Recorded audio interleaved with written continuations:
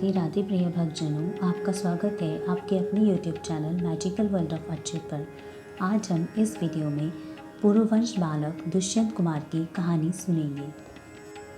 पुरुवंश के प्रवर्तक थे राजा दुष्यंत। वे अपनी प्रजा का शासन बड़ी योग्यता के साथ करते थे।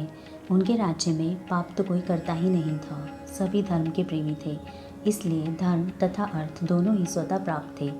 एक दिन महाबाहु राजा दुष्यंत आखेट के लिए अपनी चतुरंगिनी सेना के साथ वन में गए। उसे पार करने पर उन्हें महर्षि कर्ण का आश्रम दिखाई दिया।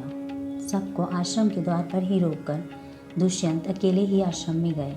आश्रम को सूना देखकर उन्होंने ऊंचे स्वर में पुकारा, यहाँ कौन है?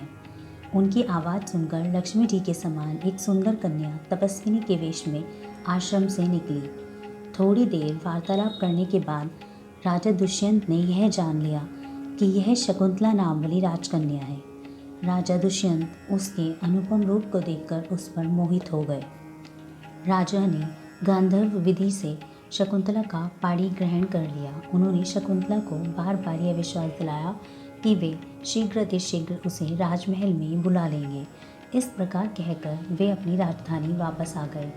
समय पर आश्रम में ही शकुंतला के गर्भ से पुत्र उत्पन्न हुआ। इस शिशु के जन्म लेते ही आकाश से फूलों की वर्षा होने लगी। देवगण दुंदुभियां बजाने लगे तथा अप्सराएं मधुर स्वर में गाती हुई नाचने लगी। महर्षि कर्ण ने विधि पूर्वक उसके जात कर्म आदि संस्कार किए। वह बालक देवकुमार जैसा था।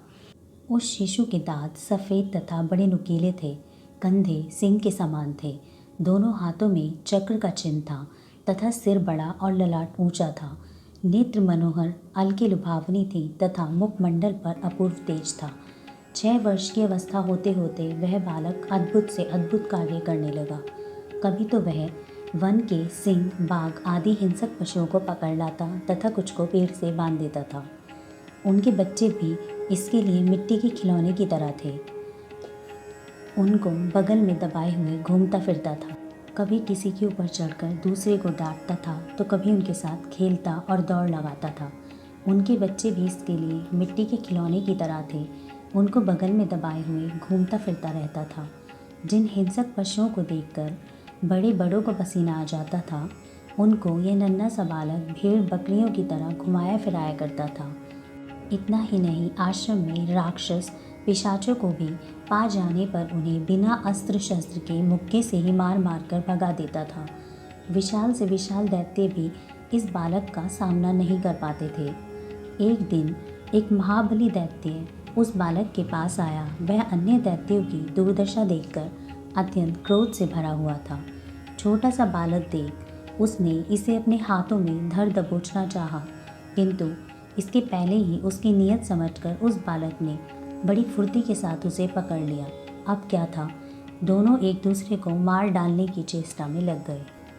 बालक ने अपनी बाहों में उसे इतनी दृढ़तापूर्वक जकड़ रखा था कि अपनी पूरी शक्ति लगाकर भी वह दैत्य निकल नहीं पाया। अंत में निकलने का कोई चारा न देख वह दैत्य ज़ोर ज़ोर से चिल्लाकर उसे डराने धमकाने लगा, किंतु जितना ही वह चिल्लाता था उतना ही वह बालक उसे और ज़ोर से दबाता था। धीरे धीरे भयंकर दबाव के कारण वह दैत्य मनमूत्र त्यागने लगा। दुष्यंत कुमार ने बिना किसी अस्त्र शस्त्र के ही उसे खेल में मार गिराया। इस अद्भुत कार्य को देखकर सभी आश्रमवासी उसके बल की प्रशंसा करने लगे तथा उसका नाम सर्वदमन रख दिया, क्योंकि वह सब जीवों का दमन कर देता था। आगे चलकर यही सर्वदमन भरत के नाम से प्रसिद्ध हुआ और इसी के नाम पर इस भूखंड का नाम भारत हुआ। राधे राधे।